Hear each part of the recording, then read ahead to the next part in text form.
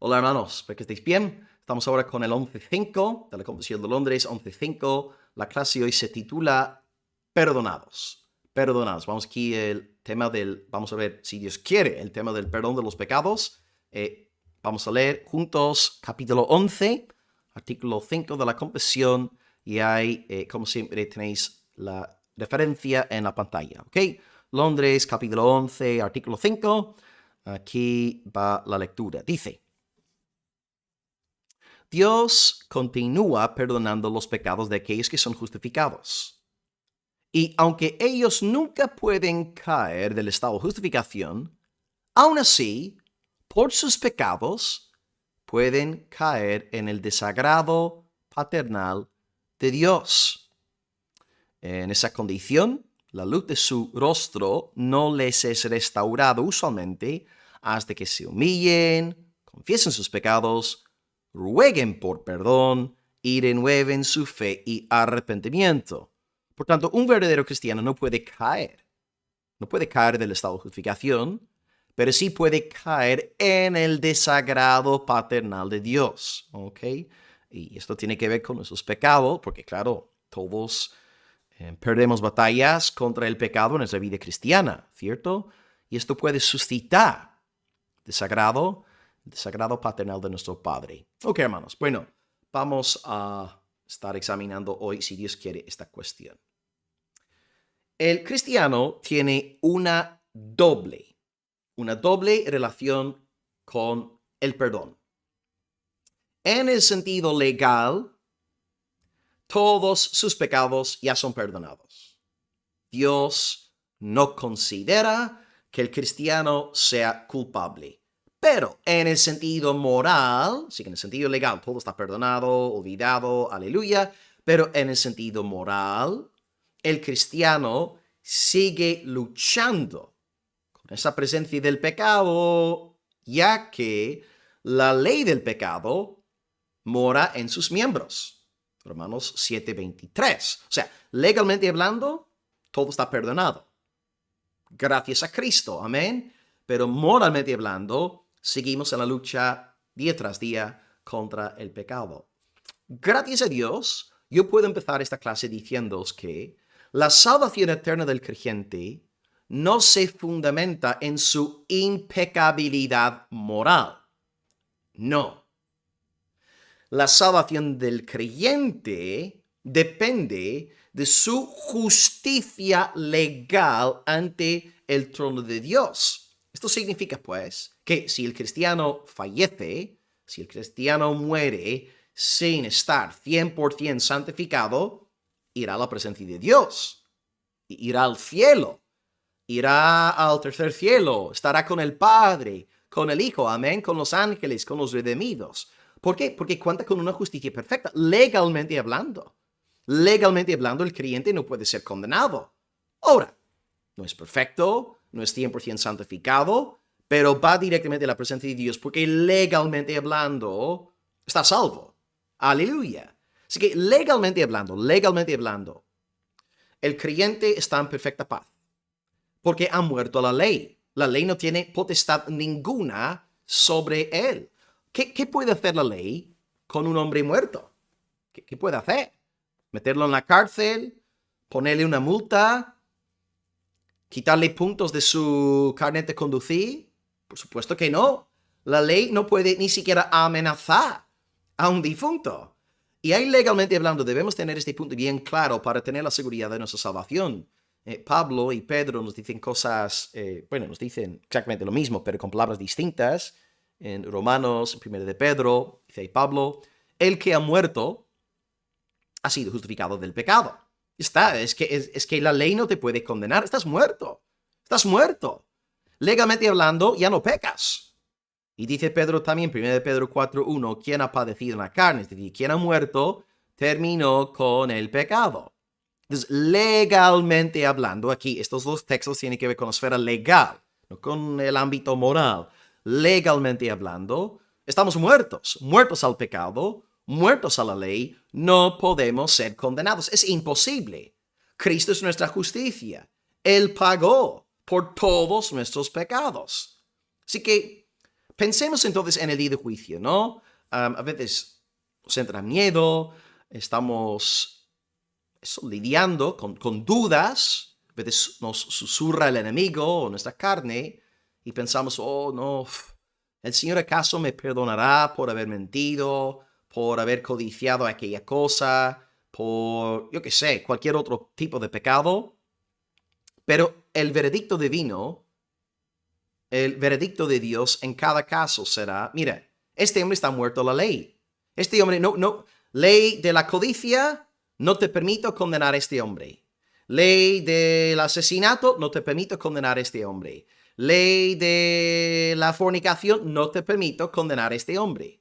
¿Por qué no? Porque él está legalmente libre. Él está muerto a la ley, muerto al pecado. Cristo pagó por él. Es que no es condenable. Puedes tener gran paz en tu alma. Vive a la luz de tu justificación legal. Tú no puedes ser condenado. Ahora, ¿cuál es el peligro aquí? Si tú de verdad entiendes lo que te estoy enseñando, puede surgir en tu malvado corazón la siguiente forma de filosofar. Y esto ha sucedido a lo largo de la historia de la Iglesia. Sucedió en la Reforma. En Wittenberg, ahí con Lutero, tuvieron que echar fuera a Johann Agrícola de aquella ciudad, porque él, al redescubrir el Evangelio apostólico en pleno siglo XVI, él empieza a decir que si somos justificados por Cristo, si somos legalmente muertos, es decir, muertos a la ley, muertos al pecado, no podemos ser condenados, no, todo está pagado, nuestro pecado pasado, presente y futuro, no podemos ser condenados. Él entonces dice, podemos vivir de verdad según nuestra carne, según nuestros antojos, podemos pecar y vivir en libertinaje. Vamos a ver, si tú de verdad has nacido de nuevo, si tienes verdadera fe, tú ahora odias el pecado. Y tu deseo número uno es glorificar a Dios. Tu deseo número dos es estar lo más alejado posible del pecado. Detestas el pecado, ¿verdad?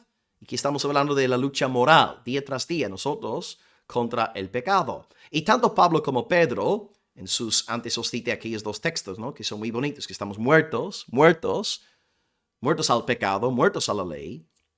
En ambos textos, los varones de Dios aclaran que esta doctrina no fomenta el libertinaje. Por ejemplo, en Romanos 6:2, Pablo dice en ese mismo contexto, los que hemos muerto al pecado, ¿cómo viviremos aún en él? Y Pedro también, por su parte, en 1 de Pedro 4:2, mismo párrafo, dice, ya que estamos muertos al pecado, ya no vivimos conforme a las lujurias de los hombres, sino conforme a la voluntad de Dios. Entonces, si tú estudias la doctrina de la justificación legal que tiene el creyente, está legalmente muerto al pecado, está legalmente muerto a la ley. Si tú usas esta doctrina como un pretexto para vivir en libertinaje, es la señal de que no has sido instruido por el Espíritu Santo. Porque el que es de la fe tiene hambre y sed de santificación, quiere crecer en pureza, en consagración al Señor. Entonces, un verdadero cristiano nunca va a usar su muerte legal al pecado como un pretexto para vivir en el pecado. Una persona que vive de esa manera es un lobo, así de sencillo. ¿Cuál entonces es la señal de que alguien está legalmente muerto al pecado? Os cito a nuestro querido hermano Paul Washer. Este libro, por cierto, es excelente. El llamado del Evangelio y la conversión verdadera. Lo acabé la semana pasada y me encantó. Dice Paul, la evidencia de la salvación no es haber alcanzado la meta, sino más bien una lucha sincera por crecer en la piedad y un progreso gradual en las cosas de Dios. Paul Washer te dice que si de verdad has nacido de nuevo, en ti hay una luchas contra el pecado, luchas por crecer. Pero ¿qué te dice el antinominiano, el libertino Johannes Agrícola? ¿Qué lucha? Tú ríndete a tus deseos, haz lo que te dé la gana, peca. No pasa nada, disfruta del pecado. ¿Ves? Si tú de verdad has nacido de nuevo, en ti hay una lucha.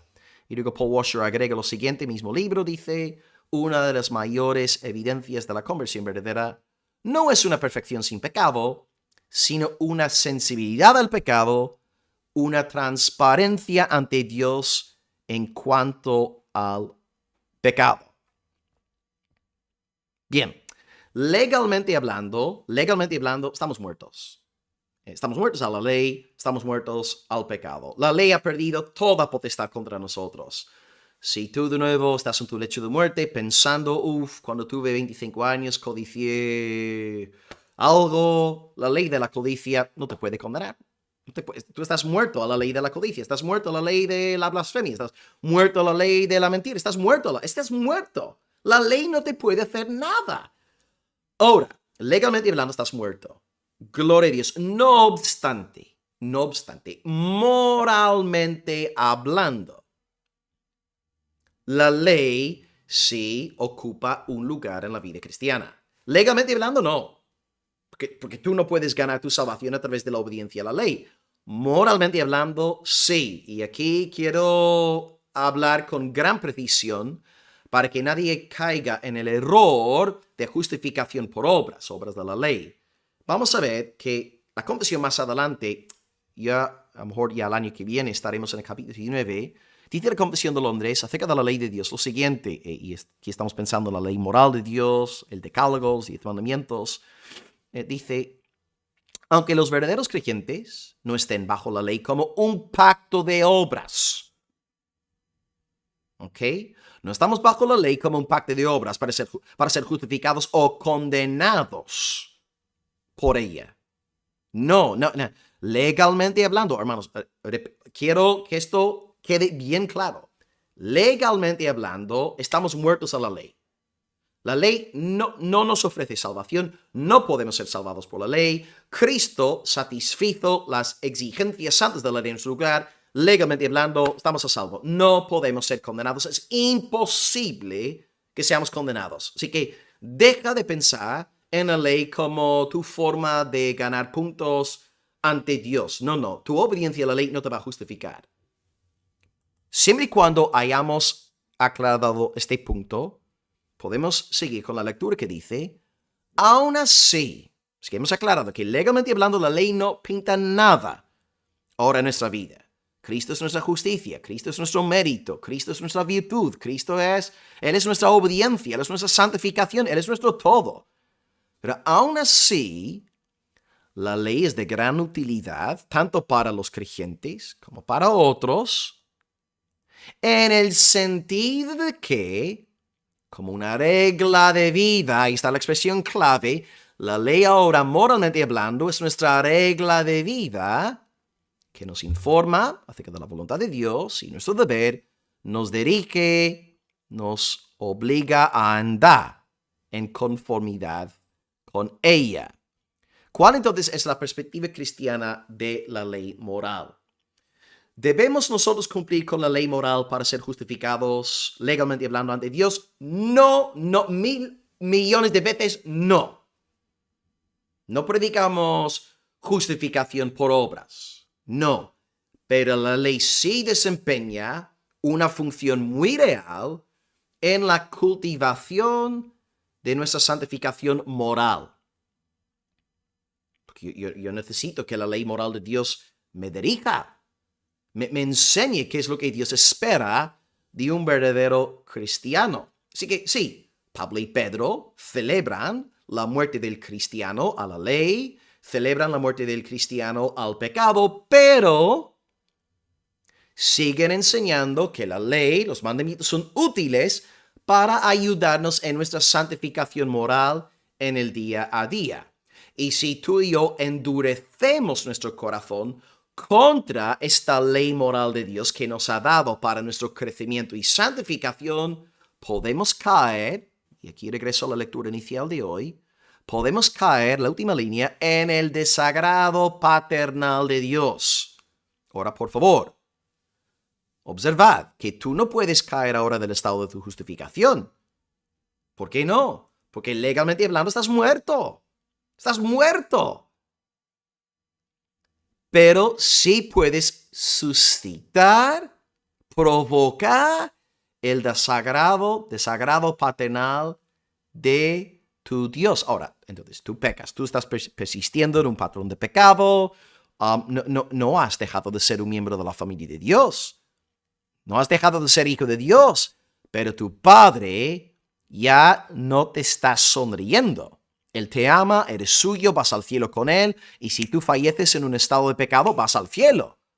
Pero estarás bajo este desagrado paternal. Pero date cuenta, no es la ira ya eterna de Dios. No es la ira que Dios tiene para con sus enemigos. Pero sí hay un desagrado paternal. Y ahora la pregunta que surge es, ¿cómo podemos recuperar la luz del rostro del Señor? ¿Cómo podemos volver a experimentar cielos abiertos, el abrazo del cielo, el amor del Padre a nivel experimental? Porque el amor del Padre siempre está, no a nivel objetivo, pero subjetivamente hablando, no estamos siempre conscientes de esta realidad por nuestra culpa, por nuestra falta de fe, por nuestros pecados. Aquí la Confesión dice claramente, la luz del rostro de Dios no nos es restaurada hasta que nos humillemos, confesemos nuestros pecados, roguemos por perdón y renovemos nuestra fe y arrepentimiento. Ahora, aquí no estamos hablando, hermanos, por favor, de nuevo, no estamos hablando aquí de cómo recuperar nuestra salvación. No estamos aquí considerando cómo, pierdo mi salvación por haber pecado, ahora cómo puedo volver a ganar mi salvación a través de humillación, confesión de pecado, bla, bla. No estamos hablando de eso aquí.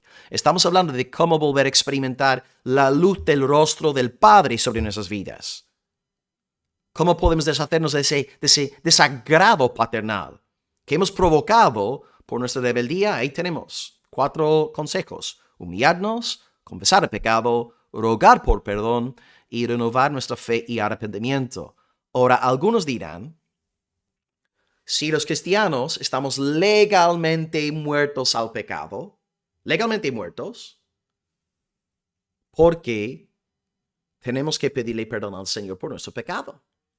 Porque Cristo murió por el 100% de mi pecado, murió por mi pecado pasado, presente y futuro. Si todo mi pecado fue puesto sobre Cristo, y yo hoy peco, pues ¿por qué tengo que orar por perdón? Porque Cristo ya me perdonó por completo, ¿verdad? En el día de mi justificación. La respuesta aquí, de nuevo, debemos tener cuidado de acercarnos a la Biblia como filósofos y no como niños obedientes. El Padre nuestro dice claramente que debemos orar por el pan de cada día, y acto seguido, la siguiente cláusula dice también al Señor, perdónanos nuestras deudas. Entonces, se sobreentiende que si yo tengo que pedirle al Señor por el pan de cada día, también tengo que pedirle perdón por el pecado de cada día. Ahora, de nuevo, este pecado no me puede condenar porque legalmente hablando estoy muerto. Pero este pecado, si no lo confieso, yo puedo provocar una vez más el desagrado paternal de mi Padre. Y no hay nadie aquí hoy. No hay nadie que me esté escuchando. No hay nadie que puede decirme, Will, yo en las últimas 24 horas no he pecado ni en pensamiento, ni en palabra, ni en obra. No hay, todos, hermanos, hasta nuestras buenas obras. Hasta nuestras buenas obras están manchadas de pecado, ¿no? Yo por ejemplo, ahora os estoy enseñando a partir de la Confesión de Londres. Yo estoy haciendo algo, digamos, noble. Bueno, estoy intentando fomentar sana doctrina, ¿verdad? Quiero que la gente vuelva a las sendas antiguas. Pero mejor al enseñaros aquí en esta clase, hay orgullo en mi corazón pensando, wow, mira, qué bien enseño, wow, la gente me está prestando atención, hoy, qué tremendo, ¿no? O yo puedo estar haciendo algo bueno, pero al mismo tiempo hay vestigios de pecado en mi corazón. Podemos orar con pecado en el corazón, podemos ayunar con pecado en el corazón, podemos ofrendar. ¿Te das cuenta? Incluso podemos hacer buenas cosas, según la palabra, pero aún así con un corazón rebelde, corrupto, pecaminoso, soberbio. Es que todos pecamos día tras día, y de hecho, 1 de Juan 1:8 dice, y está hablando a creyentes, no está hablando a incrédulos, dice que si alguno dice que no tiene pecado, se engaña a sí mismo y la verdad no está en él. Si te topas con el típico hermano santurrón que te dice, yo llevo 5 años sin pecar, es un mentiroso. Es un mentiroso. Se engaña a sí mismo. No ha visto la corrupción de su propio corazón. Así que a Dios le agrada que tú seas humilde, que tú te humilles delante de Él y que tú le pidas el perdón día tras día por todos los pecados cometidos. Ahora, estos pecados no te pueden condenar. Legalmente hablando, estás muerto. No puedes ser, es imposible. Pero para tú vivir en esta experiencia de la luz del rostro del Señor sobre tu vida, confiesa tus pecados, arrepiéntete, vive en obediencia al Señor. No para ganar tu salvación, no, pero para crecer en tu santificación moral. Y una vez más, menos mal, que nuestro estado eterno no depende de nuestro nivel de santificación moral. Madre mía, porque si tuviéramos que ser moralmente perfectos para ir al cielo, ay de nosotros. Y bueno, por demás habría muerto Cristo, en vano habría muerto Jesús. Así que Dios puede, si no confesamos nuestros pecados, si no nos arrepentimos, si persistimos en un patrón de pecado, Dios puede tomar medidas disciplinarias contra nosotros, porque Él es un Padre bueno, no es negligente. Pero quisiera compartir también un hermoso texto. En momentos de disciplina de parte de nuestro amado Padre Celestial, podemos acordarnos de que... no tengo el Salmo, os voy a leer aquí el Salmo. Salmo 89, 31 al 33. Salmo 89, 31 al 33 dice: si profanaren mis estatutos y no guardaren mis mandamientos, entonces castigaré con vara su rebelión y con azotes sus iniquidades, mas no quitaré de él mi misericordia. Tu padre te disciplina, ¿eh? Conocemos bien el texto de Hebreos 12, 16, ¿no? El Padre, Dios al que ama, disciplina y azota a todo aquel que recibe por hijo. La disciplina, pues, no quiere decir que Dios nos odie, no quiere decir que seamos hijos de ira, sino todo lo contrario. Dios nos ama tanto que se encarga de disciplinarnos a fin de que seamos hechos cada vez más semejantes a la bella imagen de su Hijo Jesucristo. Dios disciplina a todos los justificados. Por tanto, hoy podemos acabar dando gracias a Dios por dos cosas. En primer lugar, aleluya, legalmente hablando, no podemos ser condenados y podemos vivir el resto de nuestras vidas en esta tierra con la paz que sobrepasa todo entendimiento. Todo está bien, todo está pagado, yo no puedo ir al infierno. Aunque no salga 100% santificado de esta vida, yo voy en rumbo a la gloria. Porque yo sí cuento con una justicia 100% perfecta aquí de Cristo. No es mi justicia, es la de Cristo. Pero en segundo lugar, además de dar gracias a Dios por esta perfecta justicia que nos salva al 100%, también debemos ahora dar gracias a Dios por la ayuda, su palabra, su ley moral, porque esta palabra nos orienta, nos guía, es una antorcha que alumbra el lugar oscuro, ¿verdad? Tenemos esta herramienta para guiarnos, dirigirnos, ir delante de nosotros con el fin de que vivamos de una manera que glorifique de verdad a nuestro Padre, a nuestro Salvador y al Espíritu Santo que mora en nosotros. Así que, amados, os animo hoy a gloriaros, legalmente hablando, en la perfección de vuestra salvación, y os animo también a rogarle al Señor que siga dándoos de la plenitud de su Espíritu día tras día, para que podáis ser santificados, hechos más semejantes a la imagen de Cristo. Y por favor os ruego por favor, no entréis en tentación. No tonteéis con el pecado. No viváis en patrones de pecado. Todos hemos pecado en las últimas 24 horas. Todos hemos pecado en la última hora. Todos, ¿no? Pero arrepiéntete, confiesa tu pecado, humíllate delante de Dios. No provoques el desagrado paternal de tu Dios. Amén. Pues espero que todo haya quedado bien claro. La verdad que he compartido hoy es bien liberadora. Amén. Bendito sea Dios, pero también solemne, porque nos exhorta a vivir en seriedad delante de Dios. Sí, a disfrutar de la vida cristiana, tener el gozo de nuestro Dios, porque tenemos la seguridad de salvación, pero a vivir de puntillas, porque nuestro Padre también quiere que seamos santos. Sed santos, porque soy santo, dice el Señor. Amén. Abrazos para todos en el nombre de Cristo. Gloria a Dios por el Evangelio. Gloria a Dios por la justicia de Cristo. Aleluya su nombre. Soli Deo Gloria. Hasta luego.